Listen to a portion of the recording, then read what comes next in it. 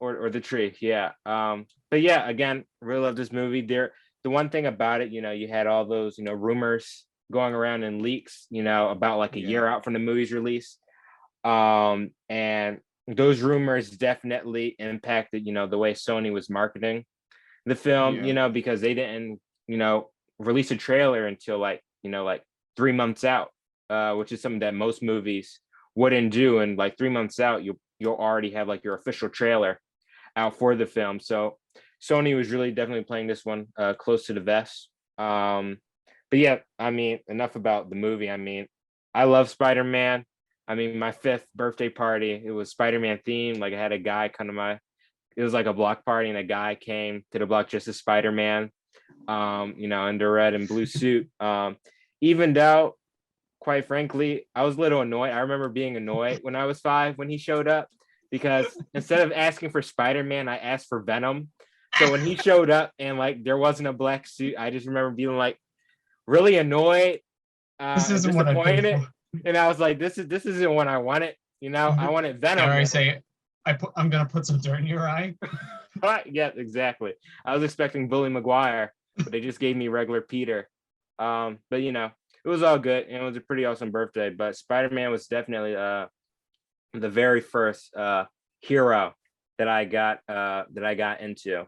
After Spider-Man, it was Batman, but Spider-Man was definitely the first. Yeah, and I'm definitely in that same camp. I actually think, I could be wrong, but I feel like my 5th birthday party might have been the Spider-Man cake or something. I mean, the original movie came out the year we were all born, so I mean, we could have all been in diapers watching the original movie. We probably shouldn't have been. If our parents actually took us as babies, we probably shouldn't have been there, because the first movie is violent as crap. I digress. Joann, what do you think of the movie? Okay, I thought the movie was really good. The only thing is, I didn't really grow up with Marvel, because my parents were like, no, girls should not watch Marvel. So I'm like, okay, whatever. And I just lived my childhood watching Disney and like Pixar and stuff. And like, I don't know, I think in high school, that's when like it was kind of introduced to me. And I'm like, oh, okay, I've heard of it. And like, I'm kind of on my journey. I just finished Iron Man 2. So let's get it. But like, I did watch like all the Tom Holland Spider-Mans, and thank you, Alex, for giving me a lot of lessons. No problem. Spider training went well. Yeah, we had spider training, so basically just a whole ass Spider-Man marathon. So it was really cool. Didn't watch the Andrew Garfield ones, which I really wanted to, but I do know a lot about it. So yeah, but overall, it was a really good movie and did make me cry. And would I watch it again? Probably not until I finish all the other Spider-Mans. So yeah, but it was really good overall, and I really did enjoy the movie. That's fair. Yeah, the tears really were profuse. I imagine all of us across the board, the tears were very profuse, and yeah, I did the best I could with my spider training, because I think as for my coming of age with this guy, I think it literally speaks for itself. I literally have loved this character for literally as long as I could remember. I feel like, and it's literally had an influence on my entire personality towards like, did Spider-Man make me who I am, or did I connect to Spider-Man because of who I am? Which happened? I don't know. Oh, I'm not a psychologist. Don't ask me to tell you how I feel. Even if that would be good if someone did that. Besides the point, I've loved this character all of my life. I've watched every single one. I don't know about every single one in theaters, because again, we were in diapers when the original movies came out. I remember seeing the trailer for Spider-Man 3 in theaters and never wanting to actually see the movie in theaters because it scared me. Just like seeing the black suit. But then I think from the Andrew Garfield ones on, I've seen every single one in theaters, and now I've seen No Way Home 5 times. 5 times, and I know it'll be more. 5 times for 5. I'm shooting for 5. I'm gonna try and get to 5. I'm at 3 right now, but I'm gonna try and get to 5. Yeah. But I think all the theaters are still like packed. They're It It's made still- $1 billion in a pandemic. in 10 Yeah. days. Insane.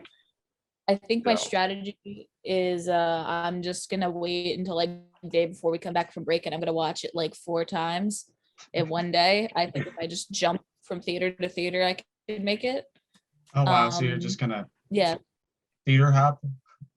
I'm just gonna get to the point where I can sit there and just say the lines word for word. Mhm. I'm already getting there. I'm already getting there. I can You know- barely make it through the first one. So like I don't know how you guys are just watching this over and over. Like I don't get it, but Yeah, good for you guys. And that's the other thing with like going back in theaters to like watch like this Marvel movie, because I think this is like the first one that like people are like, oh my gosh, yeah, we have to go see this movie. Is like I don't think you get hit with how long they are until you're like in the theater and you're like, oh my god, yeah, this is like a 3-hour movie. yeah. I all of definitely know, felt it like, more the different. second time seeing it. Yeah. I think if I don't know anything, if I've it's- actually felt it almost goes a little too fast at points. The first time for me, I thought it was It- pretty quick because I wanted Yeah. more movie. Yeah. Yeah. I thought like some parts were like I was like, oh, that happened like really quick. And then Particularly other the parts opening. I was like, I never felt anything went slow, but I thought like it went really fast at some parts, definitely. Yeah. But I kind of would- prefer that. I would agree with that. Yeah, I think like generally having one, I guess it's always better to like have room for more as opposed to have too much, because then if you have too much, then you're just gonna throw up too much movie. And we've definitely had those movies before, both superhero movies just in general. Even this year, where some movies where it's to the point where it's long and sometimes you feel like you need a textbook like before the movie in order to comprehend it. Dude, who said that? But yeah, so I guess we're already talking. Yeah, yeah. I mean, I can either. Then again, I also was surprisingly awake given how I saw Dune after an all-nighter. So that was fun. But I guess we've already been talking about it a little bit. I guess any like just so, and we already kind of addressed Toby and Andrew. So yeah, if you're still here and you haven't seen the movie, I'm sorry. That's on you. That's just completely on you. We did what we could. You had your chance to leave, and you're still here. You had a chance, yeah. But I mean, and Jalen, Gwen, I met you more recently, Joann, but literally for the last year and a half, basically, we've been theorizing about this movie. The hype has been insane ever since they announced. It still feels weird that it was Jamie Foxx. That it was the first one. Yeah, that was the first spoiler. Yeah. Jamie, that yeah, Instagram post. Yeah, that too. Yeah, he was not only the first one to announce, but the first one to spoil it too. And, Yeah, 3 Spider-Man, 3 Spider-Man, Electro, and then who was next? I think it was Melina, right? It was Melina, yeah. And then I Mhm. don't think maybe Defoe was confirmed beforehand, but I Defoe don't was think rumored after Melina. Yeah, Defoe was Defoe- rumored. I think all of them were rumored after a certain point, but I think Defoe Mhm. was heavily rumored after a certain Yeah. point. I think as soon as you like throw in like anyone from the old series, because like even like after they announced Jamie Foxx, I remember like I would talk to people like that I used to go to school with, like that were like hardcore Marvel fans, and they already had like, I'm gonna be honest, after watching the movie, they got pretty dang close with their guesses. Yeah. Oh yeah, the theories were running wild for so long, but At least it wasn't Mephisto. at least it wasn't Mephisto. Swear to Although, God. if Mephisto the devil just shows up, is like, Peter, we need to talk. But does anyone have like any particular notable, like, I guess, thoughts, like any like particular spoily things? This is a spoiler discussion. Again, you had your chance. What about my uncle, huh? Did you give a chance? Did you? Ah! But does anyone have any like thing they just want to, Joann, like in terms of like something that you couldn't, like, if you're just talking to someone who hasn't seen the movie before, but then they see it, what is the first thing that comes to your mind on what you want to talk about? I would definitely I definitely would want to talk about Peter's decision to not like send everyone home. Because for me, maybe I'm just like this, but I just thought he should have sent them home. But when he did, I was like, okay, like it's fine. This is fine. And I'm like, I really think this is gonna go wrong. I really see it. And it did. But there was a lot of purpose in it. But yeah, I would just like to talk about that. Because I remember when he just, stopped Dr. Strange. Yeah, and I was just like, Yeah. okay, maybe that's not a good idea. And he just went through it. And I was like, okay, I don't think that was a good choice for him. So what are your guys's like thoughts? Yeah, I think one of Peter's biggest flaws, but one of his like greatest attributes to me is his heart and his ability to just care for other people. And I knew going into the movie that that once it was revealed, I guess, that all right, most of these villains died fighting Spider-Man, and if they were to go back to when they left, they would then die. And then when we had that sequence where Peter's just like, we can't send them back, Strange. Like, if we send them back, they die. Like, we have to fix them. We have to help them.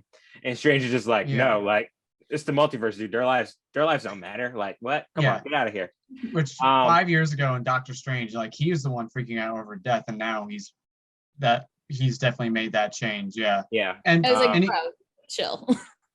Character development. And then I just knew that it was definitely going to bite him in the butt.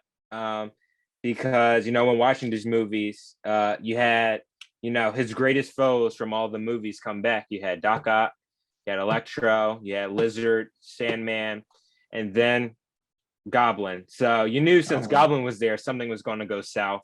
And the fact that you saw that Norman was struggling, and that there's this sort of like Jekyll Hyde type thing going on where Norman wasn't in control of his actions, and that Goblin was just a complete different like personality and persona that he had no control over. That it was inevitably it was going to go south, unfortunately, and Peter needed to go through this in order to grow as a character, in order to learn, in order to get that line with great power comes great responsibility. But also to learn that you can't save everybody, and that's okay. But also you're going to be facing people down the line who aren't just going to be attacking you because you're Spider-Man, but they're going to be trying to hurt you because you're Peter Parker. And the way that they'll hurt you is by attacking the ones you love. And out of all the villains, the one who showcases this the most is Goblin. I mean, just throughout the comics, Goblin is the reason Gwen Stacy died. In this movie, Goblin is the reason, spoiler, he kills Aunt May. And Goblin, in the Ultimate Spider-Man, actually kills Peter Parker. Yeah. So it's Goblin. Goblin's, Goblin. Batman Goblin has Joker, and Spider-Man has the Green Goblin. And that's his arch nemesis. So I was definitely excited to see Goblin come back. Out of all the villains, I was ready to see Norman in the movie. Exactly. Yeah, same here. I mean, Goblin was. I feel like Al Molina. I still feel like in the original trilogy, like his performance is magnificent, and he's still magnificent here. But Goblin was the first, and it's Goblin. Yes. And then when you realize that he's not going to wear the mask, I still argue that Willem Dafoe was better in this. He outdid himself from the original, which is insane. Like, and he has the facial expressions of a more scary Jim Carrey, and that's impressive because Jim Carrey is already a scary person, and I love him. But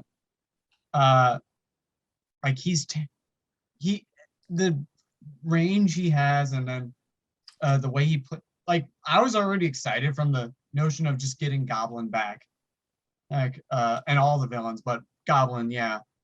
and to see what he could do. But then Willem Dafoe took it and then raised it up like to an 11, to where it's like his performance was magnificent. And and then also Peter's choice, and it shifts too according to what he thinks is best and what he thinks would be best for them. Because at first he thinks bringing them home would be best, and then he realizes, wait a minute, they could die. Oh crap, I now have to save them. Yeah, Peter Parker is like George Bailey, and like this guy, to where he'll think about everyone else but himself first, and he'll be like, I gotta help you, and but not everyone wants to be helped. I mean, Goblin makes that point, but I digress. Gwen, anything to add to this conversation, or any just rapid fire of that? Basically, Sony even knew this when they had the dude scene, where they already knew that was going to be the mood of people after they saw the movie and could talk about it with people. Any other spoilery things that you're just I want to talk about this now? You know what? I think Joann brought it up beautifully, talking about Peter's decision. Because when I first watched that in the movie, I had the same reaction of, that's just stupid. Why would you do that? It doesn't matter. You've known these guys for 5 minutes and it doesn't matter. And then going off of the other point is it works perfect, because I feel like throughout the entire his other two movies is, I don't think Peter's had a full moment of desperation where he's like, oh God, my life is gonna be insane because of what I decided to do with my life. And I think him getting hit really hard with all of these consequences was beautifully done in the movie. And I think because you took care of everything at once. You got rid of you put him in a really desperate situation. You gave him a really awful experience with, we said, Aunt May's death. And you also got rid of his crutches, because you could say Aunt May was kind of a crutch, because she always kind of tried to help him out emotionally, was was trying to teach him to be a better person, happy. He was usually always there for Peter and his friends even. Or the adult figures in his life in general. Yeah, and it got wiped away within the span of the 3 hours of the movie. And this was also something, when I first saw the Tom Holland Spider-Man, one of the biggest complaints I had about it was you didn't get to see the ground up starting a Spider-Man, because I think that's one of the biggest parts of Spider-Man for me, is because he was supposed to, in my eyes, he was an everyday hero. Was anybody can be a hero if they really they always start somewhere. And I think the thing with Peter is Peter Parker, he's a lower income kid. He's just trying to do what's right, and he's just trying to work with his support system, which is Uncle Ben and Aunt May and all of those guys. But he starts as this random kid in Queens, and he builds himself up to be this great hero. And I think now with the end of the movie, with everything that happened, we get an opportunity in the next trilogy to see him actually start from the ground up again, because he has, spoiler alert, he has literally nothing. Nobody knows Peter Parker exists, so he doesn't reap any of these benefits whatsoever. He's just Spider-Man. And now we get to see him start back up, which I think was a really good way for the movie to go. But that's all I freaked out about Andrew Garfield too, but what else is new? So well, yeah, that was, we all knew it was coming. From the first villain announced to when there was it was just seeming like it would make sense, to the actual leaks that I tried to avoid, and then the internet was haha, you thought. But Gwen, Joann, we saw the movie together. Sorry, Jalen. We saw the movie together. We all had, and I'm shocked we did not have an actual heart attack when Andrew Garfield and Tobey Maguire popped up on screen. I mean, that actually happened. That happened. We saw Andrew Garfield, Tobey Maguire, and Tom Holland all as Spider-Man on screen at the same time. What multiverse are we living in? But if we actually go and we talk about that, that was I lost my mind. Alex, you were right next to me. I lost my mind. We both lost our minds. Joann, I asked you to do a super legal thing, and that I will totally even if it's just for personal stuff. Prison, guys. Crap, we just got found out. I wasn't there, so I'm good. And then they were never seen again. Just kidding. You're just an accomplice because you're taking part in this video call where we admitted. So what you're saying is that you were Peter Parker's accomplice in his video. Right? Can we get my friend Ned here some food? Goodness, he's starving. He's starving. Come on, get him a sandwich. But yeah, the fact that we did not have a heart attack, that's a miracle. I lost my voice after the movie, after all the yelling. I was mentally numb afterwards, and like Gwen joined, you were just like, I was basically, it was like, honestly, I think I freaked out more at the Andrew Garfield redemption than I did when he like actually got there. 100%. Yeah, no, thank you. Because 100%. Because I was like, wait, we all knew. Like as soon as like Jamie Foxx showed his like face up on Instagram being like, I'm gonna be in this next movie, I was like, okay, cool, Andrew Garfield, my babe's gonna be in there. But then when spoiler again, sorry. Even though we've addressed it 17 times. When Zendaya is literally, I saw in the trailer when she was plummeting, I was like, Andrew Garfield is going to catch her. Yeah. I guarantee that Andrew Garfield is going to jump and save her. And then when Green Goblin swept Peter in that scene, I was like, it's all open up. And then table set, time to go to dinner. Exactly. It's like time to dine. Like it's your 3-course meal. Have at it. And I just screamed out like from like the deepest part of my chest. Cause I was like, it's full circle and it's beautiful. It's full circle. It was full circle. And yeah, it really did it so well. I mean, Joann, I know you knew about the Andrew Garfield movies and you knew that Gwen died. I don't know if you've seen the scene before on YouTube, but did you feel the same thing when he, it was speculated for months ever since for months, literally only a month because the trailer dropped. The trailer. The trailer, not the teaser. The trailer dropped in mid-November. We saw that shot. You're like, okay, it's probably going to be Andrew. Shocker, it was Andrew. But did you have that same reaction, just not having, I guess, the connection of having seen the Andrew Garfield movies for years? Did you feel that same reaction when he saves MJ? Okay. People are probably going to say I'm a sinner and I'm a terrible person and whatever.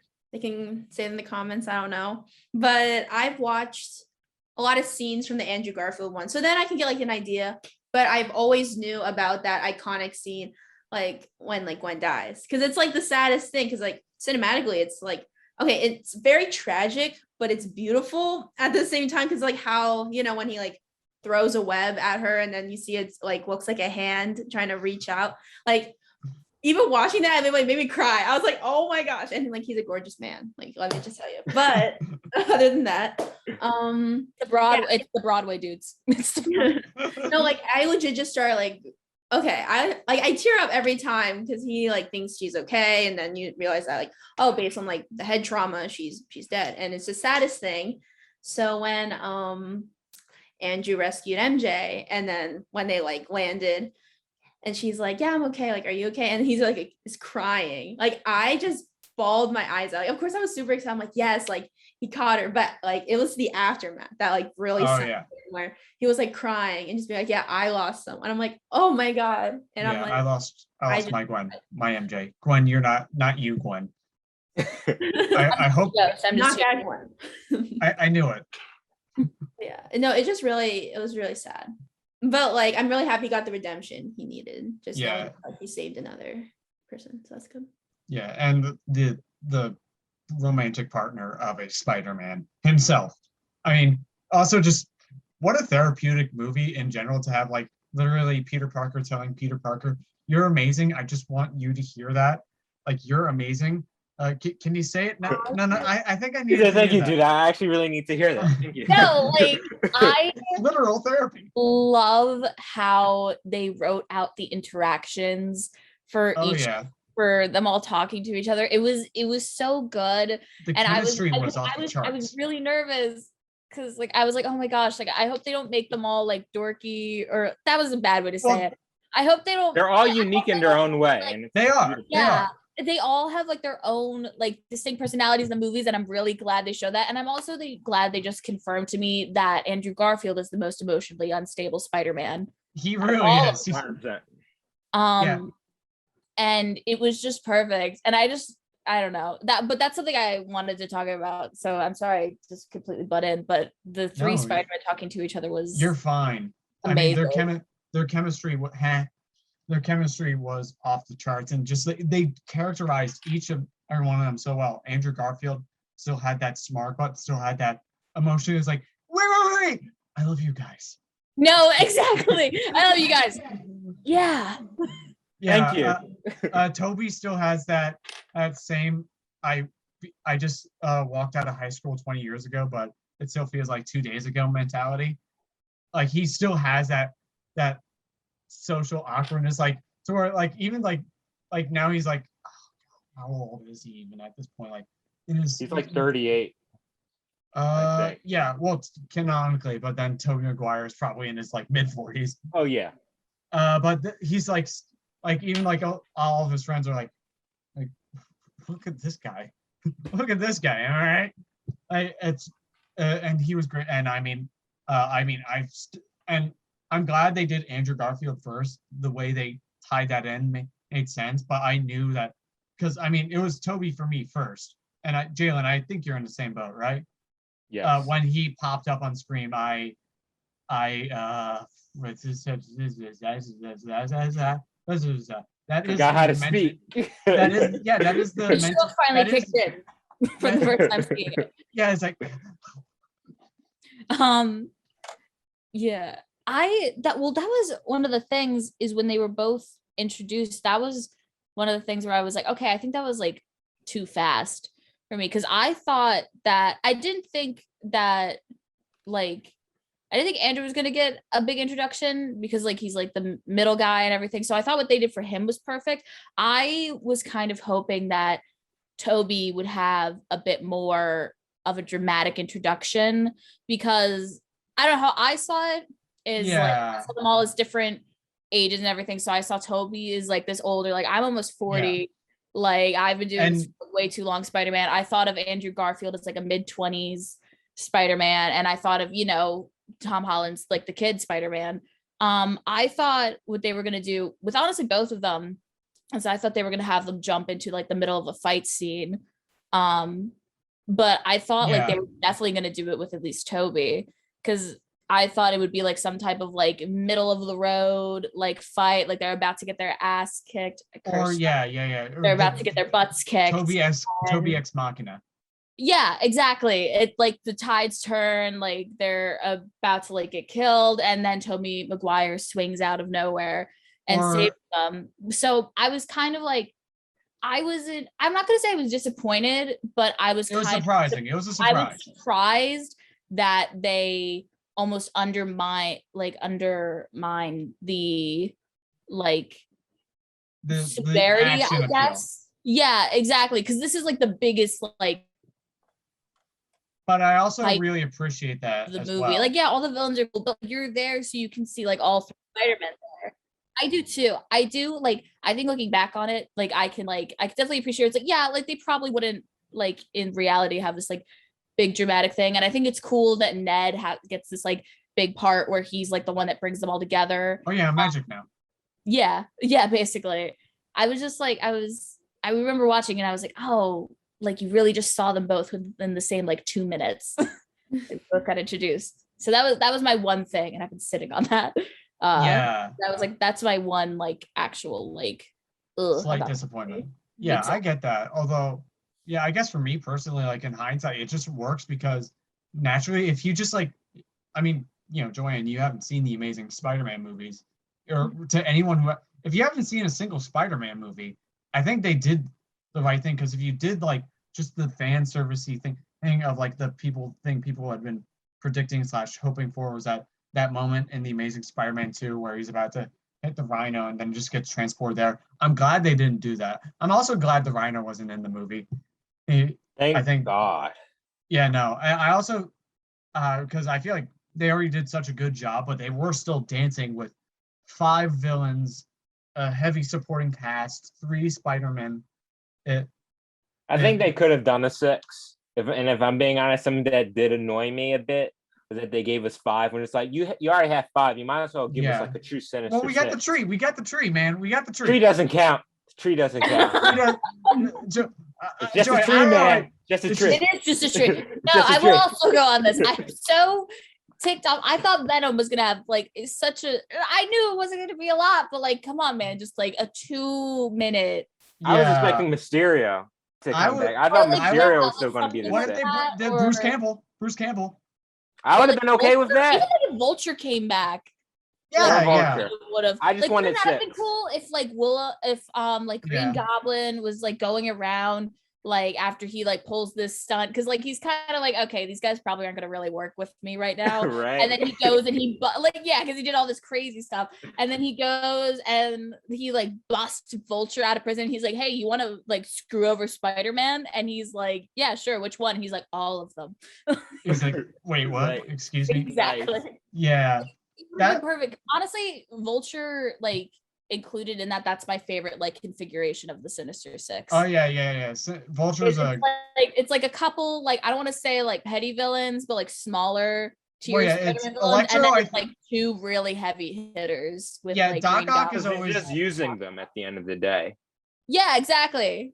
Like that's what I think it would have been. That's why I'm glad they also didn't put Venom in with that mix, because I think just Venom would have. Venom doesn't need Sinister Six. He's like what's like, going on? That wouldn't have worked, because then he would have been like, no, like screw this, or like he would have like tried to just kill both sides, or something. Like he would have just flipped brains.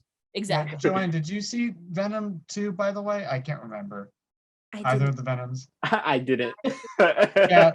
So I imagine for your sake, like if Venom was a big part of the movie, that would have been a little bit more confusing. Yeah, that would probably split my brain in 2. Yeah. But I'm on my journey, Yeah, I'm You're on the journey. I'm on the journey, guys. It's all good. You're on the journey. Just zoom me in 15 years and I'll have it all down. Yeah.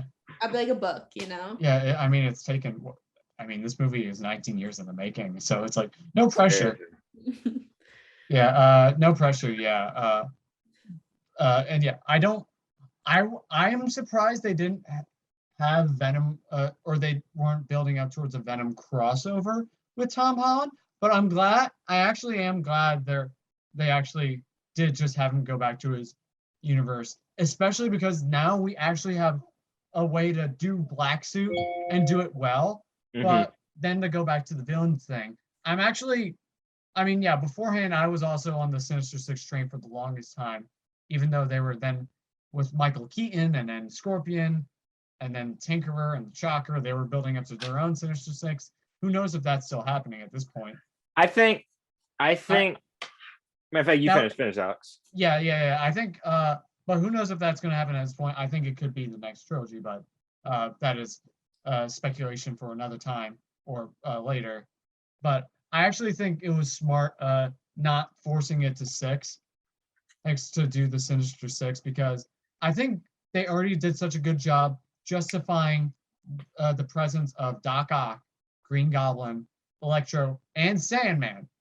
They did a great job with 4 out of the 5, and Lizard is just there for the most part. I think Rhys Ifans was criminally underrated in the Amazing Spider-Man. I think he's great, and I don't think he was bad in this movie, even just through the voiceover and then the reused footage later on. But I think the lizard, they really struggled to find a natural reason for the lizard to be there in terms of even the action. Like in terms of plot relevance, like lizard is just filler. Like in terms of his own motivation, each villain has their own motivation, and lizards is just kind of just like, I'm just here. I don't like Peter Parker or right now.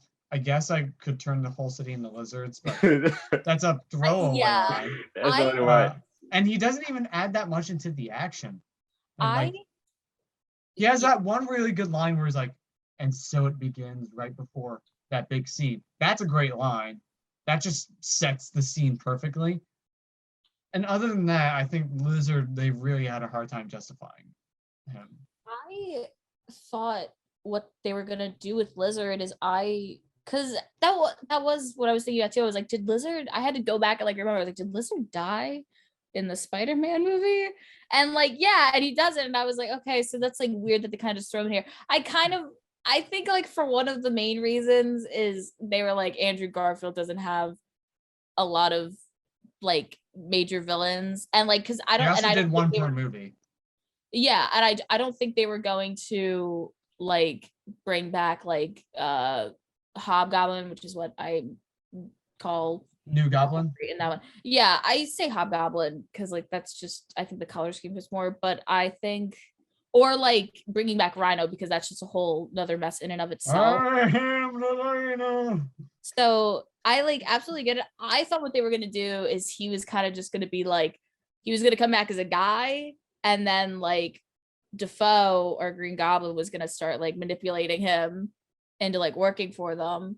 Because I kind of did get like that it was gonna be like kind of, they were gonna go for more of like a sob story approach where like these are just people that are like really like screwed up and we should try to help them. So And I they thought did for the most part. Yeah, but that's what I thought.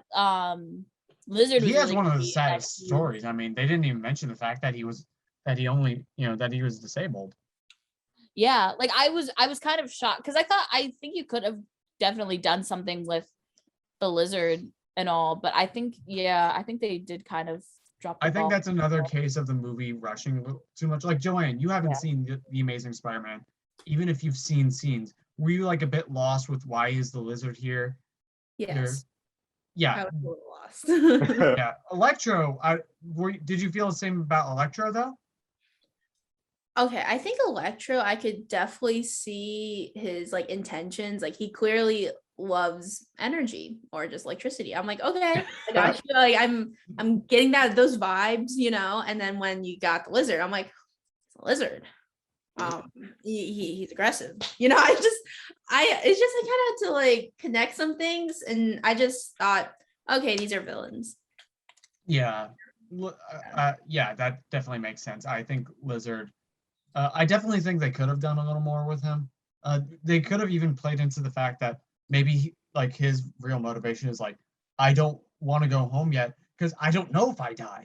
I don't know if I die. I think that's what they did. I think that was a bit of like Lizard's concern because remember he asked Max, he's like, Max, do I die?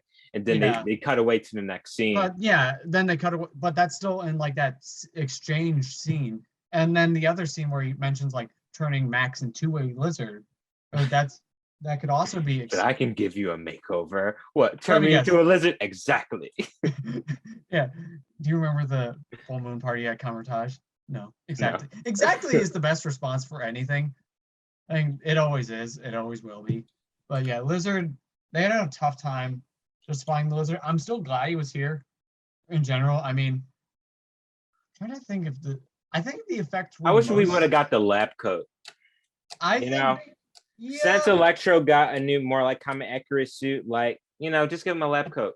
That's all I want. Yeah, that would have made sense. Or if we saw that action scene with him and Doctor Strange, like I think that would have been cool. Yeah, that would have been nice. I think this is a 10 out of 10 spoiler or warning for my rating on the movie. This is an easy 10 out of 10, should be 11. But if there's one thing I will, mention in my complaints is I think they rushed through. I think the Lizard, we could have gotten more with that.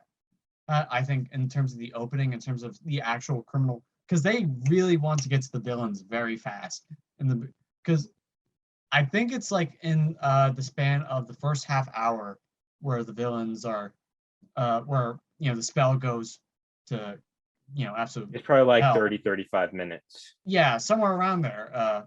And it's a 2.5-hour movie. They have plenty of time. They could have gone longer. I mean, obviously, Endgame. I would have watched a 3-hour long movie.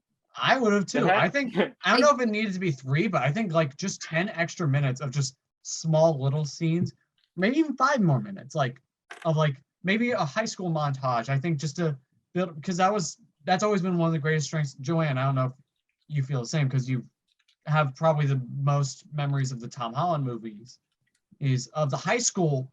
The youthful nature has always been what they're aiming for, and we only get that a little bit here. And I'm glad that we still generally push towards keeping the growth, but I still would have liked to have seen maybe a montage of him going through every day, a day in the life of school when everyone knows you're Spider-Man. I also think we could have gotten more on his criminal indictments. I'm so happy Matt Murdock. I'm so happy we got Charlie Cox as Matt Murdock back, but you could have actually had a scene of him doing lawyer stuff. I think that would have helped a little bit, just because the lead-in from Far From Home was his identity is revealed. I don't know if anyone can hear my dog. We can hear your dog, really. Wow, I'm always surprised by how these headphones are just tight. But where was I? Someone take over for me. I'm losing my brain. I think you're saying it perfectly. I think if there was any movie that I keep saying a lot too, gee dang. I think if there was any movie that they were to extend, it probably should have been this one, just for the sheer number of characters and exposition that has to go into something like this, because you can't just jump into it and be like, there's 3 Spider-Man and there's 5 more movies, not movies, there's 5 more villains. You just got to catch up. You need a lot of time to really get into that, and you can see how the other scenes suffer. We didn't get a court scene, which I thought was honestly kind of ridiculous, because that's what the entire that's the setup. You need that setup, or even the how did the charges get dropped? We can use common sense, but moviegoers are dumb, admittedly. I mean, I'm stupid. I feel like if you're not even for plot, but I feel like if you're gonna bring in Matt Murdock, and be he's here, he's doing it, he's here, I think he deserves more than a less than a minute scene. I think he deserves just a little something extra. And I think there's so many people in this movie. I think if you really did just crank it up, give it another 15-20 minutes, not even another 10 minutes, like you said, it would have elevated it. And since we're doing this almost 2 weeks after the fact, I was reading something on a list of deleted scenes, and there were a number of deleted scenes that would have involved Matt Murdock doing lawyer stuff. And Joann, probably not knowing as much about Daredevil or Matt Murdock, but just in general, logically speaking, having Far From Home and with him, his identity revealed, him being outed as a murderer, even though it's fake, you would think he needs some legal help with that. And I think, I don't know about you, whether it's a character who's established in the comics or not. I don't know how you feel, but I feel like we could have used more of that. No, I agree, because when he popped up on screen, everyone was cheering and stuff, and I was a little lost in the sauce.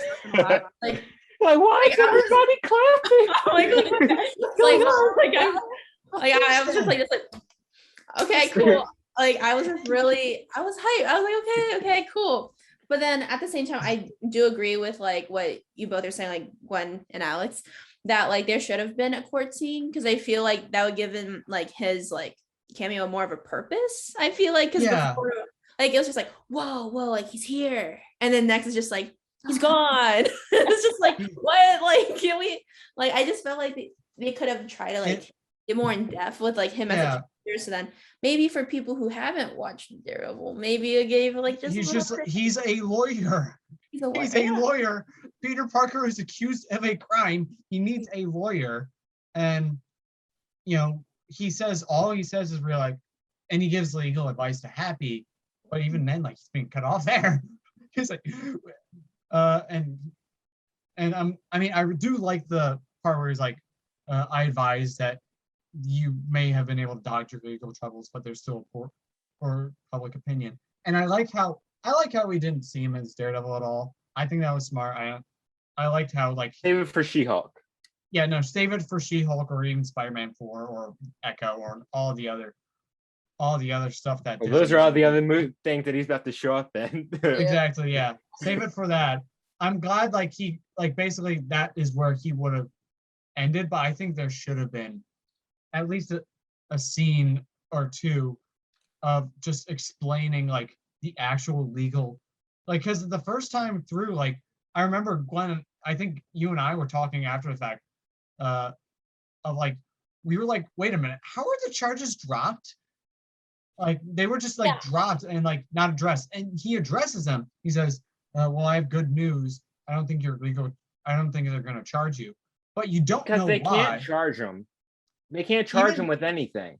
Even a scene as simple as Matt Murdock explaining that, I think would have helped, because I don't understand. He did explain it. That's the whole thing. No, like everyone, like you guys have all said, like, yeah, we need like a court scene, But it's like, honestly, in my opinion, I think Matt served his purpose. And he did. Honestly, generally speaking, he did still serve his purpose. A court scene, because at the end of the day, you're nobody, none of the higher ups, none of the people in charge who can actually put Spider-Man in jail are going to put Peter Parker in jail. Why are they not going to put him in jail? Or matter of fact, even send him to court? Because they know Peter didn't do this. Because it's just basic common knowledge. If you're a higher up, if you're someone high ranking in the government, it's Peter Parker didn't pull the plug, and that's why Matt's like, what? In the public eye, you're guilty, but at the end of the day, I know you're not, the people in charge know that you're innocent.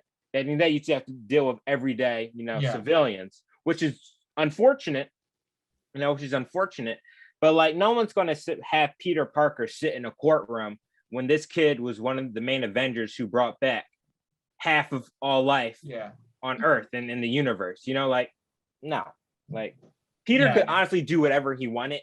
True. And he could possibly get away with it. So the fact that like, oh, Mysterio, it's like, no. He could have actually killed London. Yeah, I mean, the only people who are actually, like, oh my God, Mysterio was right, or like his gym teacher, and like he's like he's a conspiracy, theorist. It's like no one with like common sense is going to think. In Homecoming, he's like, I'm pretty sure this guy's a war criminal now, but I don't know. We still. And the only reason he's not getting into any schools is because of it's public opinion. Yeah, that's the only reason. Which that's probably the college board is the real enemy. But true. I just think, I don't know. I just like feel, I don't want to say I feel bad. I just wish like, I don't know. I just wish like there was a little more exposition with Murdock, or just like a little more with him, not for like even like the plot thing, just to be like, to make it so like people who don't watch the TV shows, because I didn't watch the TV shows until like last year. Joann hasn't seen any of them shows. That's what I mean, is I didn't watch it until last year. So like if anybody was throwing in references for those other movies, I would be like, I have no idea who the hell these people are. And that's the thing with, I think, like Joann, your example is you've never seen Daredevil. I think like just putting in a little more exposition makes like keeps it makes you think of him like, oh, this is like a hero from another thing, instead of being like, oh, look, that blind guy just caught a brick that went through the window. Like I think it just like another like couple even sentences of just being like, yeah, like this person, or like you could have been like, because I'm gonna be honest, I'm not caught up on Daredevil, like you could have been like, oh, there's this guy from like this place, or like this thing, or like he's this big lawyer from this thing. What if like there was just a throwaway line about other vigilantes in New York? or something like that. Or something like that. I don't think you need the court, because I do agree with the court. It doesn't make sense to, because now that you said have it, a court. I think don't know if we need a court scene. I think we need like a scene in the interrogation room, but I guess he's of him supporting them, like because when they were saying don't talk without a lawyer, they did, and then they proceed to go through 3 interrogation room scenes without a lawyer. Right. Wait, and they were still talk talking. without a lawyer. Okay. Time to bring him in. Just be like, "Hi, I'm this kid's lawyer." And then Ned's just, and then Ned is me. Ned is the leaky cauldron of words. Wait, can you guys? Ned is like, "Yeah, hi." Yeah, we can hear you. No, wait. Can you guys hear like meowing? Because I think there's like cats outside my window. So I'm sorry if you hear like. No, my dog was barking. Okay. My dog was barking. I have a cat in here. Apparently, the world is just like, okay, we don't want to hear these film teenagers talk about Spider-Moon. Spider-Moon. That's the Spider-Man Moon Knight spinoff. Yeah, but I mean, Joann, I mean, you're not caught up in the MCU, but I think that is a case of it. That's the MCU problems bleeding into No Way Home of, yeah, it's great, everything can be interconnected, but then you have to then assume everyone is able to keep up, and that's a very hard assumption. Yeah. For me, like, I just hope that after I see everything and like try my best to kind of catch up, that when I see like No Way Home again, it all just come together, so. Yeah, and it definitely will, but even then, like, and this is one of the MCU movies with, ironically enough, the least like MCU connections. Like you have a little bit of Doctor Strange in there, but even then, if you really think about it, I was expecting a burp or a sneeze, and none of them came. Sorry, everyone. He has the Doctor Strange 2 trailer at the end of the movie, but even then, technically, there's like, I mean, he doesn't remember anything that happens in this movie. So technically to him, this movie never happened. Like, it's a very self-contained movie somehow, which is impressive, but even just like the little pieces in there would always help. And the same with the Spider-Man stuff as well. And I think they do a better job in explaining some of that type of stuff as opposed to the Matt Murdock stuff. But then you still have the Lizard. And then, really just the Lizard is what I'm thinking. I have a question, like for all you guys. I have an answer. Like, okay, so I believe that everything happens for a reason. Not everything, but most things happen for a reason. So like when he, cured everyone and brought them back into their own like universes or multiverses or whatever, like, does that completely change just like all the other Spider-Man's like lives? Because in my head, I'm just like, okay, you do want to save everyone. Cool. But like, I'll be right back. Oh, okay. You're all good. Wait, should I keep going? Yeah, go. Keep going. Okay. But then the time travel like person in me is just like, because Back to the Future, all those time travel of course movies, I'm just thinking, will this like insanely screw up all the other lives? Not like screw it up, but like just change it drastically. So I'm just like, why not just let them die? If like okay, that makes me sound so terrible. I mean, all right, I'm back. What did I miss? Okay, Joann is supporting genocide. No, I am not. I'm just saying that like it would definitely change up like all the other Spider-Man's lives. Like if they were to die, like why not just let them die? Because like it's a branch timeline. So you have to watch Loki to understand this, but the premise is just this. So the Peter Parkers, so Andrew and Toby that we see in this movie, when they go back, they're going to go back to their own reality. Nothing. And all the villains are going to go back to their individual reality. But the villains, they're going to go back to a reality that will forever be changed. Yeah. So it's not going to be the same.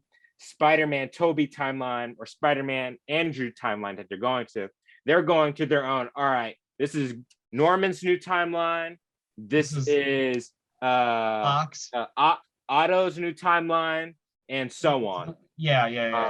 So I yeah, mean, even though with when they explain of when Otto jumps in, he could still very well die if he was. Otto will still probably die when he goes back because he jumped. He can't undo that. Because he said, I had Spider-Man by the throat. That was the moment he realized Peter Parker was Spider-Man. And pretty soon after that, in Spider-Man 2, he dies. I mean, the only reason I don't think he would is he lost one of the tentacles. So maybe he's like, Peter, oh my God. I just got back. Like, I lost a tentacle. I'm so sorry. Can you help me out here? And maybe they both die. Maybe everyone dies in that universe. Oh God, that universe is destroyed. Yeah, that was the only thing that I didn't think that complicated. I was just like, well, Electro's got like a 30-foot plummet when he gets back because like he's not electricity. So I was like, is he just gonna like pop back and then like Wile E. Coyote? Like straight up, I was like, well, he's just gonna fall, and then if like the lizard was on top of the building somewhere, and he Norman's going to go to arm, like he's gonna fall off the building. Sandman was probably just chilling. Sandman's the only one who's going to be okay. Sandman's just sitting there, like, oh, cool bet. Hang out with I was thinking that I was like, yeah, Ox might be. Now that you're saying it, I was like, Ox either screwed or like he's got like 30 seconds to fix. And I've seen this on social media. Depending on when Norman was pulled, they didn't explain it. I've seen edits where Joann, if you remember that moment from the first Spider-Man movie where he's like, Godspeed, Spider-Man. They have the glider come in, and they have like the intense zoom up. And it's like, they have the edit where he fades in, where it fades straight into that. And it's hilarious. I've seen that edit is funny. Yeah, that edit is funny. Norman could have also been screwed. Now he's a good man too. I think unless like there's the new Spider-Men can kind of like adapt pretty quickly. I think they're all kind of screwed. A little bit. I think the only person who's like actually genuinely okay are Sandman and then like the lizard, or maybe not, because again, if it's don't know what right arm that he's holding onto the building with, then that's gonna be gone when he.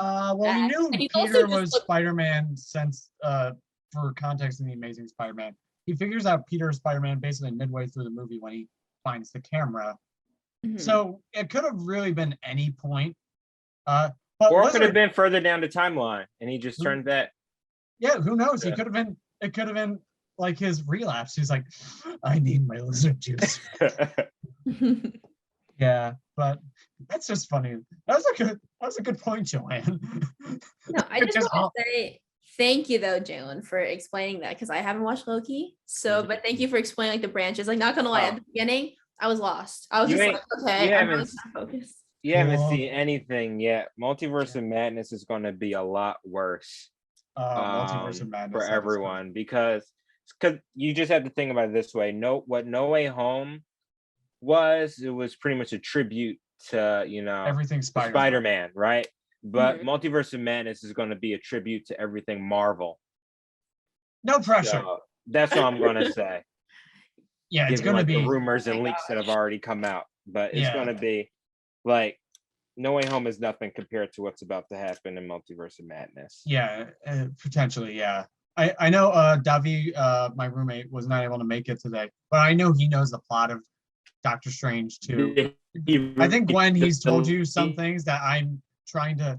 I haven't been let into, I don't think, a lot with Doctor Strange 2. But I did get some stuff for Multiverse of Madness. But like, yeah. Did you see the previs? I haven't really seen anything for it. Are we thinking about the same previs? I have not seen that yet, so don't maybe after or either you can don't say anything. My only idea is Flame On, but that's still a long shot. It's another That Chris would be Evans. amazing. Chris Evans. I want that to happen so bad. Yeah, That or would just be a good Fantastic Four movie. Opens, and we're like, oh, it's Cat. And then and he's like, what? Like, flame on. Or just Oh. Oh. Uh-oh. Looks like the Marvel Ninjas. Like, Jalen, you shouldn't have said. You said too much. The Marvel Ninjas are already after us. We are. Crap. Just it's just like that scene in Christmas Vacation where they just bust through the house and we're just like, yeah, we're just all screwed. that would be really funny. And they muted him too. Wow, Jesus. Because the Marvel Ninjas. oh my gosh. Really All right, here we go. Now, so this is what I said. I said it's kind of like the scene from Winter Soldier where it's like, Bucky, is that you? And then Bucky turns around and he's like, who the hell is Bucky? We could do the same thing with Steve, but it's Johnny Storm. He's like, Steve, Steve, it's so great to see you. And he's like, who the hell is Steve Rogers? And he's just like, name's Johnny or something like that. Flame on, flies off. And I'm just like, this is the best moment ever. It would just be so funny for that to happen because if that did happen, somebody would just try to extinguish him. Fire! Like exactly. It would be like he's on fire, and they would have like a little like fire extinguisher. That's so good. That's It's like Duke has the power of the sun, but yeah, that'll work. The power of the sun. I am the sun. Water park.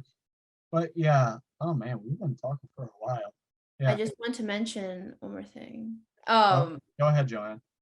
Like, okay, it killed me. Okay. At the end of it, do you think Peter Parker's going to go back to MJ and Ned, or do you think they're just going to like leave them all? I think in the next trilogy, we'll see MJ. We'll see MJ and Ned. I don't think we'll see him in the next movie. I think we'll see him in like the 5th movie. Or we might see but they them won't in the get back next movie. together until like the 6th. Yeah, I don't disagree with that. I think they'll take their time, and theoretically, there's still a chance they might not even do that at all. Because I didn't even like notice this. I didn't know MIT was in Massachusetts until the 5th viewing of this movie. So I was like, so I, theoretically, they're going to Boston. He's staying in New York. They're shipping out to Boston, and he's just. Yeah. And he's just staying in New York. Time, like, does he have like the mentality that, like if you're Spider-Man, pretty much all your villains are pretty much going to target your loved ones? I mean, that's what he learned this movie. And he learned the same lesson that Tobey Maguire learned at the end of the first one. Like, I love how the ending, that scene in the Peter Pan Cafe, which is a great name. I didn't even notice that on till the 2nd or 3rd viewing. The Peter Pan Cafe, that just like it just works. It's like actually, it's like, why isn't that an actual cafe? Like those donuts didn't look bad. I want a donut now. God damn it. MJ said those donuts were stale. That was the day they made stale them. Donuts. Yeah, but that's when she gets worked. She gets done work. You go in early in the day, and the donuts are fresh. But I think, generally speaking, I think Peter. I'll be right back. Definitely. Yeah, you're good. I think Peter definitely has that mentality. I mean, if you remember Joann from the ending of the first one, he doesn't tell Mary Jane he loves her. He tells her he will always be there for her as a friend. And that frustrated the heck out of you, and it frustrates the heck out of you now, I can tell. No, it made me really upset. Like, all I wanted to do was just like, I don't know. He had that note card written out, and he just puts it in the back of his pocket. It's like Zuzu's pedals. That's but he never pulls them out. I think that's a thing with like I've noticed like any like I've seen or read for Peter Parker, there's always like in the way that they're like, yeah, he's still like a kid, he's still a teenager, is like he never really goes for it with like MJ. I don't think I've watched or read a thing in the Spider-Man like universe in general where until like way down the line he's not really like hitting on the love interest at all. Like he almost always chickens out at the last second. And I know it's not like what this was for like this particular movie. And like then it the was, one like going back, but he's still like kind of chickened out. I just hope what they don't do. I just hope that they don't do like a thing where they're like, oh, we need to like get access to this like super crazy bioreactor or something. Well, where are we going? MIT's in this thing right now. I don't and want like them that's to, how they bring them all back. Yeah, no, I don't want it to be hand forced like that. I want it to be natural. I think they will. I think like natural thing like they could do is just like in one of the future movies is just like Christmas break or summer vacation or they're back for X reason, and then something like that. Or he just keeps going back to that coffee shop because it's like December. It's Christmas time at the end of the movie, so they're not going to college until next August. So he's got plenty of time, I guess, to still go back to them. But I don't disagree that he's always hesitant, although this time, he just sees the Band-Aid. At first I thought that Band-Aid just popped up out of nowhere, and I was so excited. It's like, wait a minute, is reality shifting? No, it's just her hair. Her hair. Like, come on, man. Can't you just give me like a little snippet? But no. I think he will definitely. I don't think they know it's Tom Holland and Zendaya. They want to get them back together. But I think the smartest thing to do for future movies, I think, and Jalen, I'm sure we've had both the same thought. Black Cat. I think Black Cat. I think Felicia's next. I think Felicia would be next. I hope they don't do a solo movie. I that's hope very stupid. Yeah, and I mean, if that Anya Taylor-Joy rumored casting is correct, even if it's just that's perfect. That'd be pretty good. Although I have no clue about the actual age difference, but then again, it doesn't matter. Yeah, it doesn't matter. She probably could be. Felicia doesn't care. She doesn't care. He was like, "Hey, how old are you under that suit?" Doesn't man. Doesn't man. But no, that would be great. Did you guys talk about just the timeline for next trilogy? We did not. Okay. But I guess we can open up that discussion. Joann, I mean, since you opened up the discussion on, do you think he'll go back to Mary Jane or MJ? Do you have any other like, I mean, again, speaking from the person who, had to have spider training and, nothing wrong with that at all. Like, what do you want to see like from the next set of Spider-Man movies? Obviously, you want to see MJ and Peter get back together. You want to see Ned.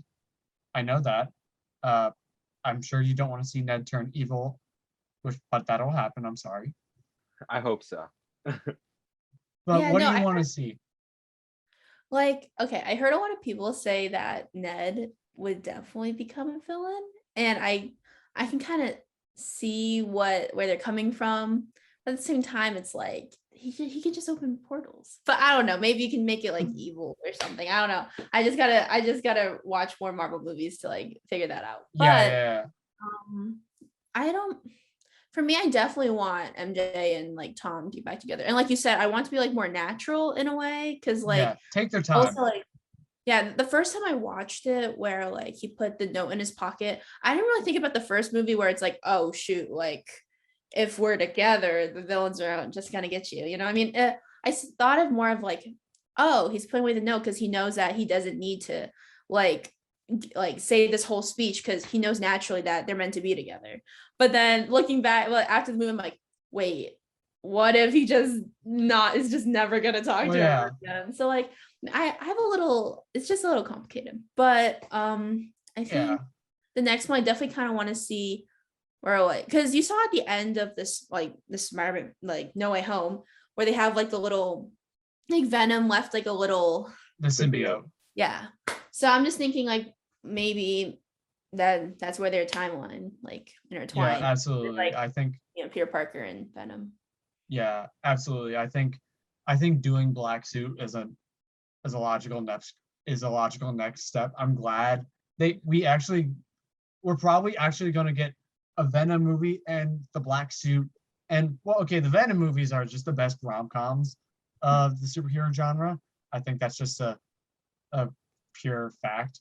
But I'm glad that they actually built up to getting Peter angry. Like you see the anger when he wants to kill Goblin, and just having that natural stuff. So, and he doesn't have like a tech suit either. Or now he just has the own suit, which I love that suit. I mean, I ordered another suit who I got a new one that is the same as the old one. But I wish that I'd known that suit existed before that point. This is like, God dang it, come on, please. But because I don't actually have that sewing skills.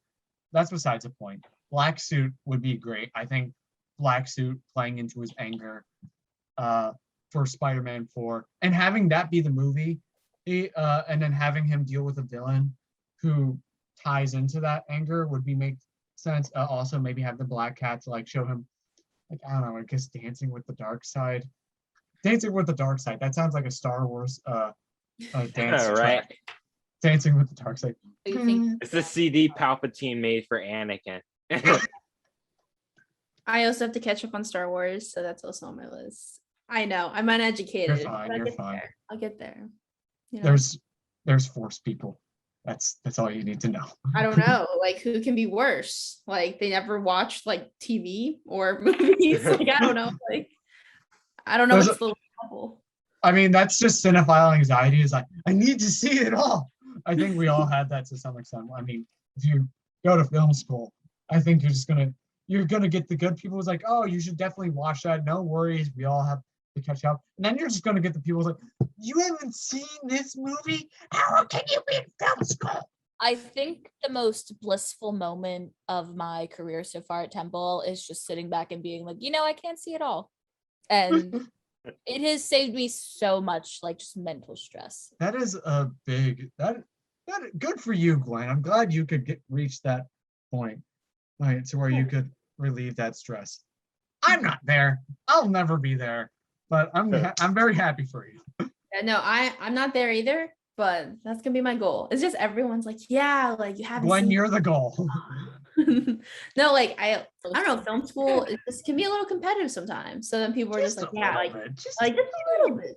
But then everyone's just like, yeah, like I watched all these and that and this. And I'm like, I just finished all of Harry Potter.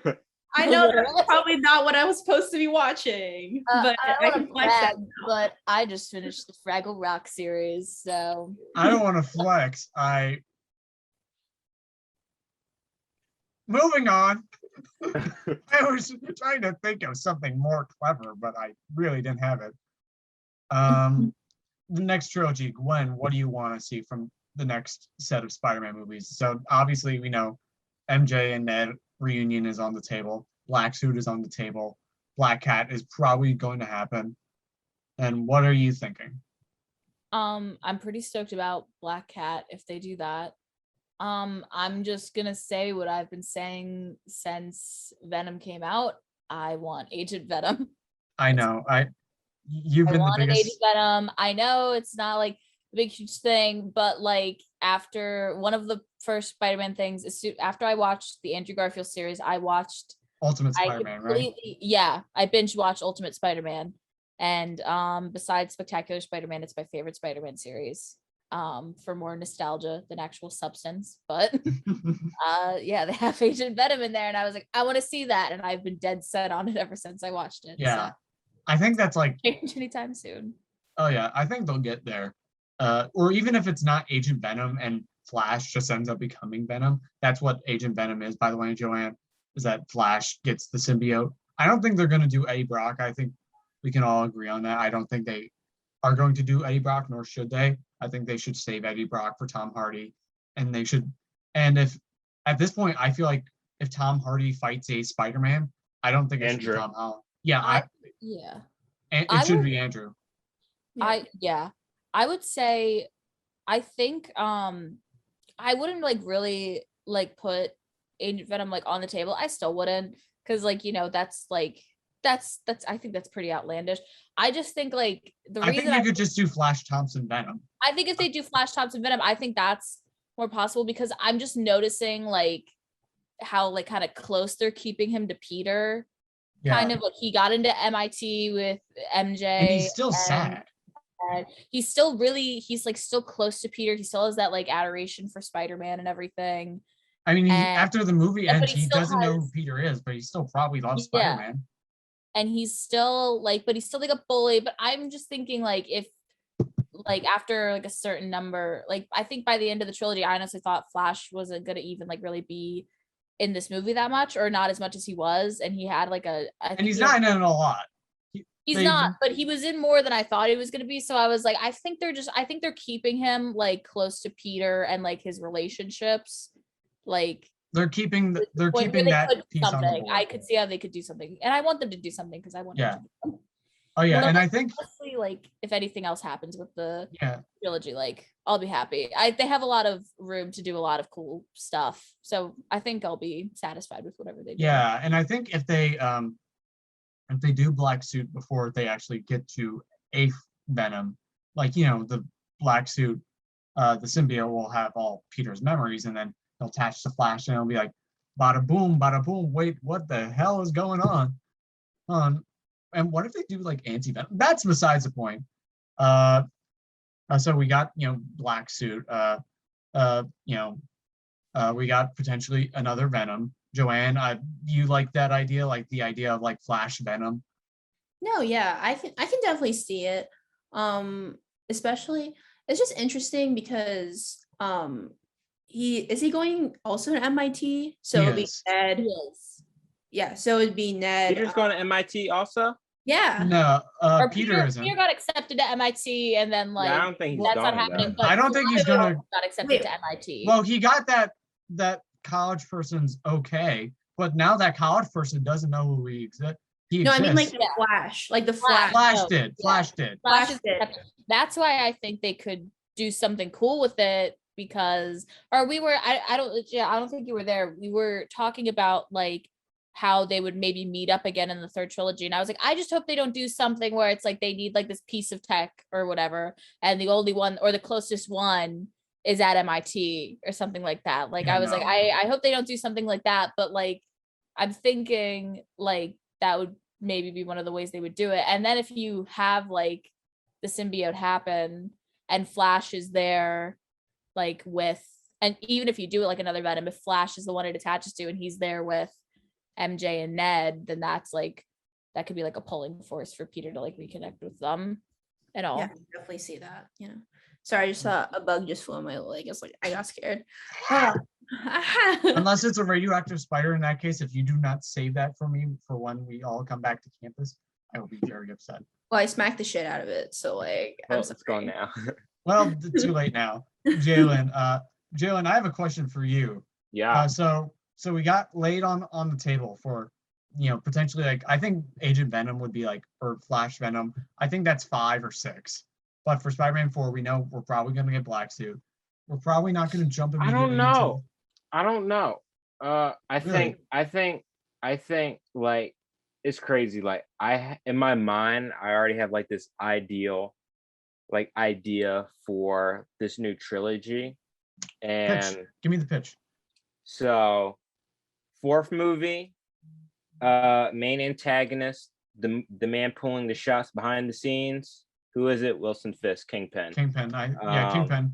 Now, the heavy hitters in the movie, Kingpin already is his own muscle, but who are like the like Spidey villains that we get to see? I'm thinking Scorpion. Kingpin is a Spidey villain. Yeah, I know he is. Scorpion could be a thug. We could get Donald Glover back. Exactly. So I'm thinking we could get a lot of like we could get Shocker back. We could get like a lot of the supporting villains. That was like one thing that like Homecoming always did so well. They've been doing that a lot better with ever since Sony and Marvel teamed up, is the like merging the villains and like knowing like their place and not micro their ranking. So I would definitely have Kingpin main antagonist, Scorpion as a thug, and I would have Black Cat as a free agent. That's more, and then she could like have like a turnsies either way. And then Peter's just in that mix. So that's just pretty much what the fourth movie is focusing on. 5th movie is when we get the Black Suit. No Venom in this movie. It's just the Black Suit. Felicia can still have an influence in this movie. But I think that's when they start to build towards the reunion. Yes, exactly. I think the 5th movie is when we do get the reunion with MJ and Ned back. He does not tell them anything about their past. It's just we spark a new friendship. Yeah, it starts again. And then the main antagonist of the 5th movie is Craven. I Craven think would be that good. would be cool, Aaron Taylor especially if we Johnson. do like Craven's Last Hunt, because even in Craven's Last Hunt, Oh, Parker had the black suit. Oh yeah, right. I and still haven't then read that comic. I need to. sixth movie, final movie of the trilogy, we do Venom. That- Originally, I wasn't thinking Eddie. Originally, I was thinking Harry Yeah, as Venom. But Harry now Osborn, yeah. you guys have sort of convinced me on Flash. 'Cause Yeah. I don't think Flash doesn't present himself as me, at least in the MCU, as an Asian Venom. You know, he doesn't have that physicality. he could just be to him. Venom. He could just pull off a Venom, because and I think he's sad. yes, like, exactly. Remember So- that moment in Far From Home where he's like, "Could mother not make it?" Mhm. And I was like texting with someone, and this is stuff I didn't know. Like Flash has like a really like tortured past. Like the symbiote would play into that. Oh, 100%. And then it's also like so Flash obviously has a sort of obsession with Spider-Man, right? He loves Spider-Man. The symbiote loves Spider-Man. Spider-Man. Those two come together, fireworks. That's their symbiotic relationship. That's how they work together. And because in a way, in the fifth movie, we can have like Peter screw Flash over in some way, you know. Now they both, not only did they once love Spider-Man, but now they both have this Hate deep Spider-Man. hatred and like longing for revenge. Like the Incredibles. True. And Plot that's twist something that is they can both connect on. syndrome all along. You know what? That's like that's a point I didn't even think about for Is Agent that- Smith. It's like, yeah, he just has nowhere close to the physique. Mm-hmm. No, yeah. Because in like a lot of the original Flash like is in the a lot of jock. other instances, he's a jock, exactly. Like they go, but like then in they size MCU, him they go down to because this they like made science, like high school. tech high school. So yeah, like he's probably not gonna be like this. He's gonna be like he's just gonna be a nerd, just like a nerd who also is like kind of a eater. Yeah, Like exactly. yeah, I didn't even think about that, but like He's he got would an need to asshole. have like a big. If he was even close, he would need to have like some type of like big beef up from like before he would be able to do that. I don't know. Maybe he goes to college and he starts lifting weights, but I like the idea of him being Venom. Definitely. I definitely like that. I also idea. think that would be a good sixth movie. I think like- that would be a good sixth. I kind of think it could happen fifth, but because I still kind of think they want to do Sinister Six. I'm not 100% sure. I would save it. I would save it. I would continue to build and save if possible. If we could get Tom for a third trilogy, but this third trilogy really is it. Tom is present in this third trilogy, but it's not really his trilogy. It's more of a transition into Miles. I sort think, of thing. So it's like they're sort of sharing it. Yeah, Miles is going to come in at some point soon. We know that. I mean, Electro mentions Black Spider-Man. God, I just wish there was a Black Spider-Man. Theater claps. Why don't you just nudge and wink to the camera? Yeah, but I think that would make sense. Or we could still, now that Andrew Garfield is now back and he could still be in other projects. Like, what if Drew Goddard just resurrected his own Sinister Six movie and they just got Andrew Garfield for that? I don't think it's gonna happen, but wouldn't it be fun? Drew Goddard, Joann, Drew in the Amazing Spider-Man era when they wanted to make their own Spider-Man universe from that. They had a bunch of movies. It's the reason that series tanked is because they were trying to like spread their webs too thin. And there's On your last web, Spider-Man. Yeah, and they were trying to have a Sinister Six movie, and it never got off the ground. But it could still happen, or we could still get to Sinister Six. My thinking for the fourth movie, I don't know if you've played Spider-Man PS4, Drew. Oh man, but Gwen, Jalen, Mr. Negative. I think if they do Black Suit Spider-Man 4, I think Mr. Negative is the villain to go for. Because as much as I want Kingpin, and I think it's either Kingpin, Mr. Negative, or maybe that rumor of Punisher, but I don't think that's going to happen.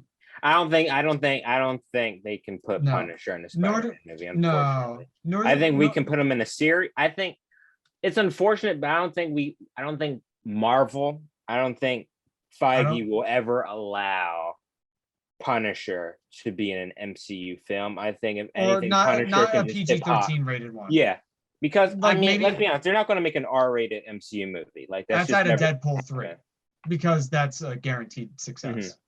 So we'll just see. And if we do get Punisher, it needs to be Bernthal. Yeah, and I think it will be. And I don't know. And then like this will get into like the whole like Hawkeye Kingpin discussion. Oh yeah. But- The reason I think it will be a Spidey villain as opposed to Kingpin is because I feel like they're building Kingpin more up for that as opposed to MCU. Yeah, as opposed I mean, like, to I feel like and I would still love to see him, if we use, show the up, Spidey. just Yeah, like one yeah, little yeah. scene, one little But cameo. I think Mr. Negative would be a really just because I think obviously we need to lower the stakes. I think we need to have a breather. I think we should wait a couple of years until we even like get. I think 2024, maybe even 2025, before a new Spider-Man movie or a new live-action Spider-Man movie. 2025 actually sounds. Wait, no, I'm trying to think. That'd be 4 What year years. is it? It's about to be.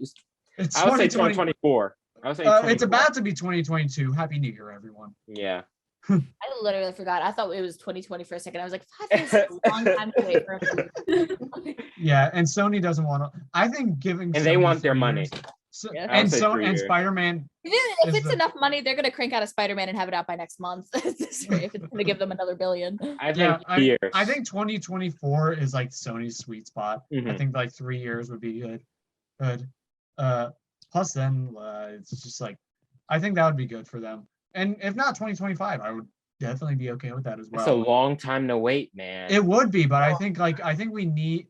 I We think will get Spider-Verse Part 1 and 2, which works, which is some Spider-Man for us. But I feel like after this And movie, you need to follow it up.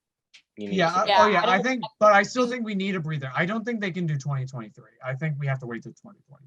I think 2024 at the latest, though, honestly, because I think it's gonna get. I think Spider-Man kind of has this curse where it's like if you wait too long between the movies, like people are gonna be Then like, it doesn't happen. Yeah, or it doesn't happen, or they're That's gonna so be like, true. Spider-Man 4 and The Amazing Spider-Man 3 are the biggest. I'm gonna culprits. be honest. I was waiting for that third Andrew Garfield movie for a while before I finally accepted it. And we might now. We might now. I was gonna say that's what my question was gonna be, but let's not do that right now because then that's gonna be. And we've been talking a long time. That's a whole nother video. That's That another is a whole thing. other video. But I think I didn't even think about putting Mr. Negative in, but that's a really good idea because that could also be an adjacent, like a secondary, or not even secondary, but like another villain in the Spider-Man. Sinister Six. Yeah, or like even like in the talking about the if we go with Jalen's plan doing the sixth Venom movie, 5. Mr. Negative, like just making an appearance or like having like a part could He'd be also, like the Scarecrow in the. I feel like a lot of Marvel movies have like more than one villain.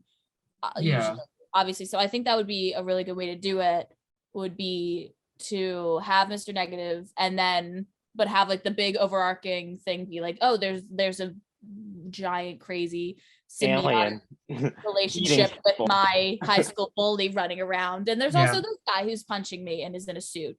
Also Joann, for context, Mr. Negative is like a guy in the PS4 game. He helps run that Peace Center, and like I know he's in Character of Asian descent. I know the fan casting is Steven Yeun. I think that would be great. That would be so cool. That would be peak. Oh, you would be perfect. Oh my god. And like his powers are like derived from negativity. Like literally his look in the PS4 game is just inverse.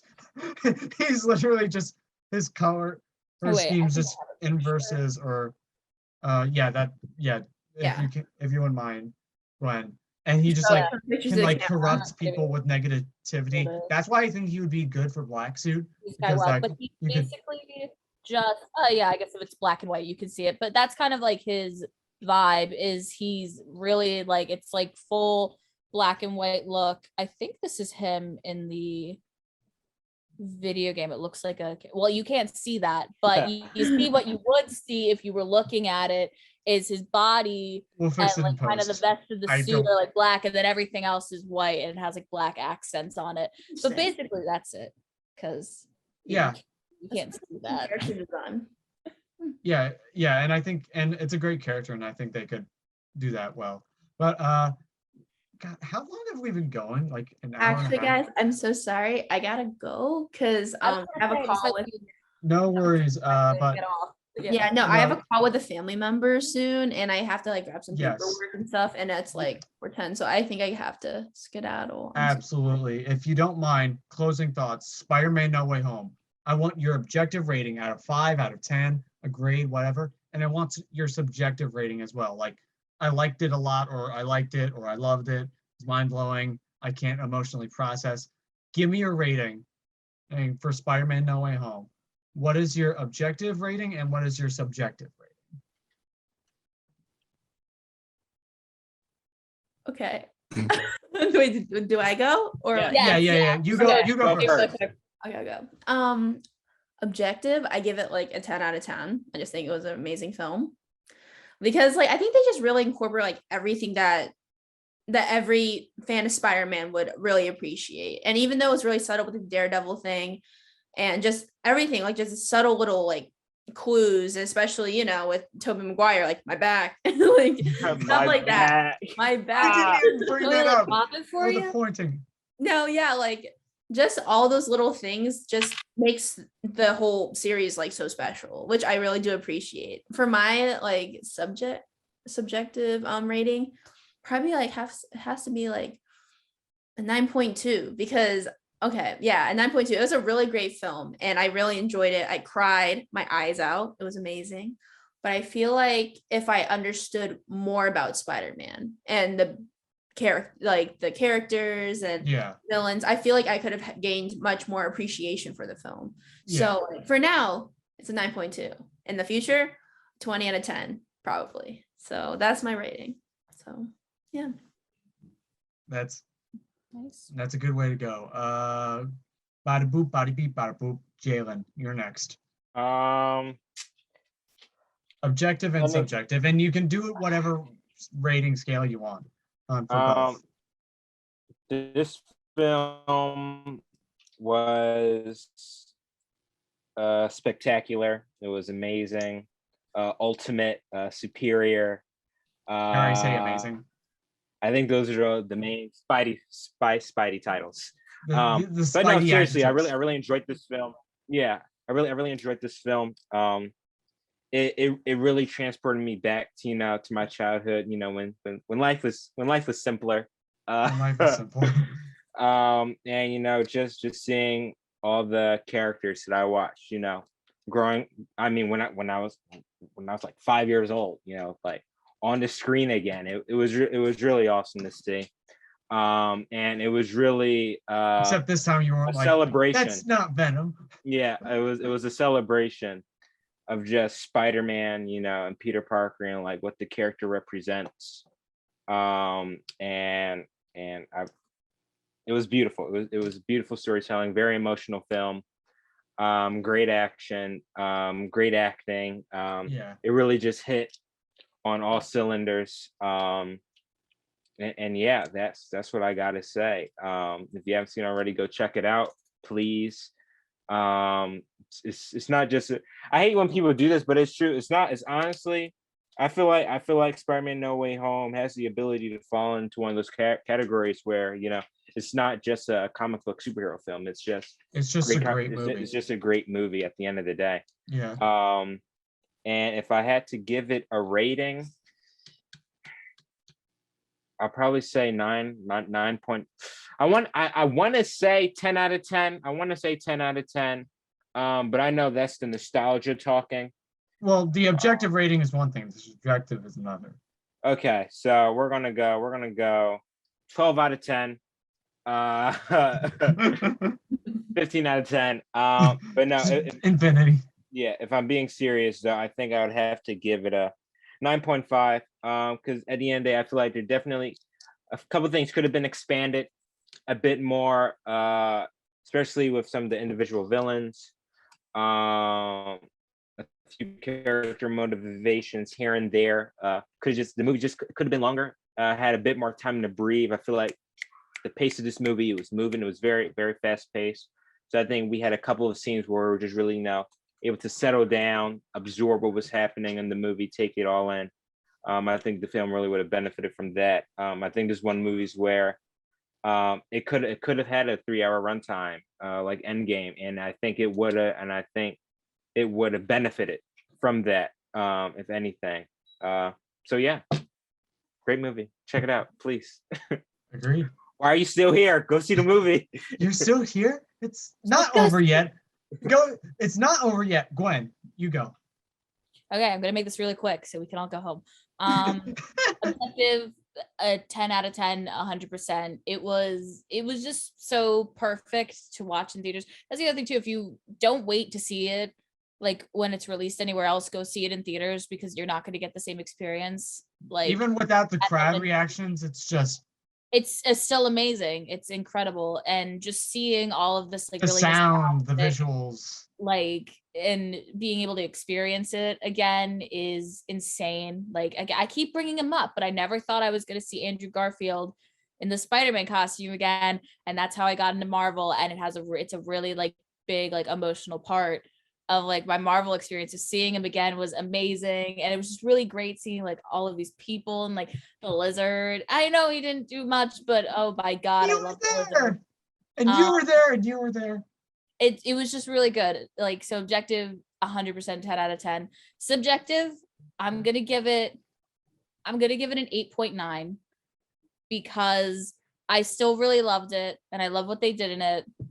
I thought it was really fast at some parts, and the parts that I felt were really fast are parts that I really wish that they, like, if anything, I wanted those to be expanded upon the most compared to all the other scenes. But it was still a really amazing movie, and I definitely would put it in my top 3 for the year, 100%.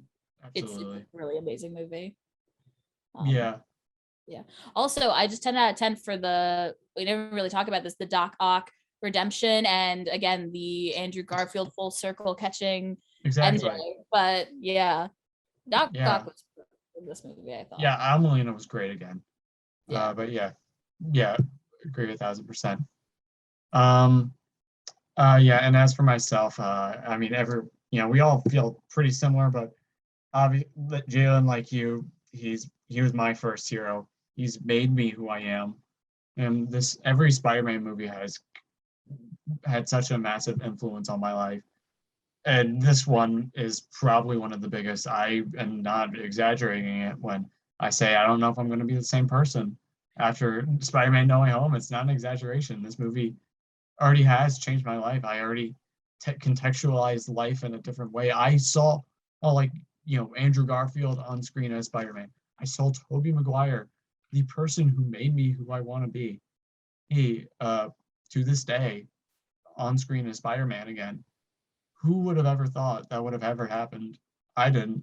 I mean, I laughed, I cried, and it's just a great movie in general. It hits all the right beats for a Spider-Man story. Somehow they do Spider-Man one more day well. And a miracle. I don't know how they did one of the most infamous storylines in the comics well. The Clone Saga. That's next. They did it so well. It has all the emotions. I mean, I knew like for a while that it was probably going to be my favorite movie of the year. It's more than my favorite movie of the year now. It's just going to be one of my all-time favorites. It's like this and Spider-Verse are just like neck and neck for like, no, I'm the best Spider-Man movie. They're just going to like be like that Doctor Strange Supreme versus Doctor Strange fight scene. But I digress. This movie was groundbreaking. The theatrical experience, seeing it with two of the people here. Jalen, you're probably the smart man for not coming because right after No, this. my theater was just as crazy. But you're not going to get arrested, though. So, yes, that as well. Not accomplice. Boop, boop, boop, boop, boop, boop, boop, boop, boop, boop, boop, boop, boop, boop, boop, boop, do do do do do do do do do do do do dun dun dun dun dun dun. And there were three. And then there were three. And then there were three spider people. For the trial by combat. Yep. Yeah. Anyway, to get back to what I was saying, the theatrical experience was outstanding. And I've seen this movie five times in theaters. I know I'm going to see it more. It's a special movie. 10. Go for 10. Oh, I guess that's the goal now. Gotta go big. And my wallet, like Peter Parker, my wallet will cry. But my objective rating is a 10 out of 10. Even like the tiny little things I had, I think at the end of the day, it does exactly what it wants to achieve. Even that's always what I consider a 10 out of 10 in my mind. And subjective, it's just absolutely mind-blowing. I adore this movie. I will continue to adore this movie. My favorite movie of the year. I mean, Belfast had me tearing up, and Coda has inspired me to at some point want to learn sign language, but this movie now has changed my life. So that's my rating on it. And thank you again, Joann, and thank you both of you for coming on to this first Spinning the Cineweb discussion. This is oh boy, I don't even want to know how long. We did it. Woo! We finally did it. We just do the points. Yeah. Freeze frame. But yeah, thank you all so much for coming in. To anyone watching this, all two of you, hopefully not two, and hopefully by this point you've actually seen the movie and you've listened to us. Good on you. Thank you for watching this. Hopefully there will be many more of these styles of discussions. Maybe on the shorter side. Maybe I need to set a stopwatch, or maybe we just embrace the longness, and then anyone who stays around, I think you're just as insane as us. So thank you. Thank you so much. Unedited. Unedited. Not a thing changed. Well, maybe. Yeah. But that's besides the point. All right. Thank you all so much. Thank you, you two, for joining. Thank you for being a part of this thing. Instead of whatever initiative thing, YouTube. I've said it better myself. Thank you. I really appreciate it. You always got my back, Gwen. Thank you everyone for watching. If you like this, please share it with whoever you like. This is obviously a passion project of mine, but I mean, I would hope you guys enjoyed this as well. Oh, it was amazing. This is really cool. It was amazing. This was a blast. Thank you again, Joann. And Joann will definitely be back for more. And if you like this, please be sure to share this. Please be sure to do all that YouTube stuff. Subscribe. Like, comment, and subscribe. Do all that. Check your notifications. Check your notifications. Guys, you gotta hit that bell up in the top corner. Wherever. And if you want, you can join the channel for $50 a month. Yeah. We're gonna start a Patreon soon. Okay. This is the beginning. This is our homecoming. We just play the recordings that we did live. No. Yeah, this is our homecoming. We got to build up to our No Way Home. But seriously, thank you all so much for watching this. Thank you for joining me, Jalen, Gwen, Joann, and till next time.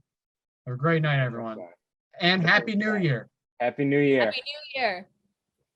Take care.